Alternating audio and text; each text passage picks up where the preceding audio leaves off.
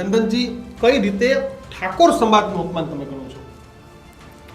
સૌથી પહેલાં તો ગુજરાત વિધાનસભામાં જે પ્રકારે કલાકારોનું સન્માન કરવામાં આવ્યું, સારી બાબત છે, કરવું જોઈએ.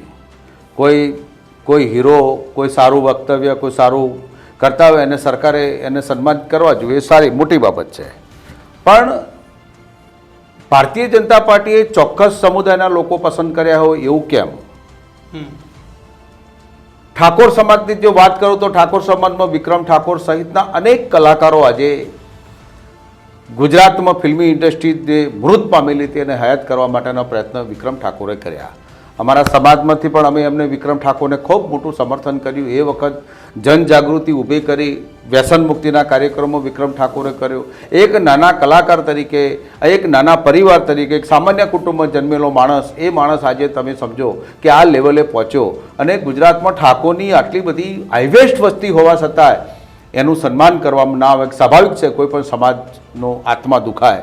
એ પણ હું આત્માથી દુઃખી છું અને વિક્રમ ઠાકોરનું જો સન્માન કરવામાં નહીં આવ્યું એ ભારતીય જનતા પાર્ટી દ્વારા મોટો અન્યાય કરવામાં આવ્યો એવું મને સ્પષ્ટ દેખાય. હવે ભાજપ સન્માન કરવા તૈયાર છે. જો હવે શું, તમે ચાનો એક કપ આપો છો, ઢોળી નાખો છો અને પછી કે બીજો કપ લાવી અને તમે ચા પીઓ, આવી રણનીતિ ભારતીય જનતા પાર્ટીની કેમ? અચ્છા, એમને ચોક્કસ સમુદાયના જો એમને જો સન્માન કરવા હતા તો કમલમમાં કરવા હતા. વિધાનસભાનું ગૃહ ચૂંટાયા પછી કોઈ પાર્ટીનું ગૃહ નહીં હોતું. એ સમાન હક તરીકે એમને બિરદાવવામાં આવતા હોય છે. વિધાનસભાનું ગૃહ એ પ્રજાના ન્યાય અને હકને અધિકાર માટેનું હોય છે. હું પણ વિધાનસભાના ફ્લોરમાં બેસીને આવ્યો છું. આ ભારતીય જનતા પાર્ટી પોતાનું કમળ ચલાવતા હોય એવું આ ગૃહમાં મને સ્પષ્ટપણે દેખાઈ આવે છે.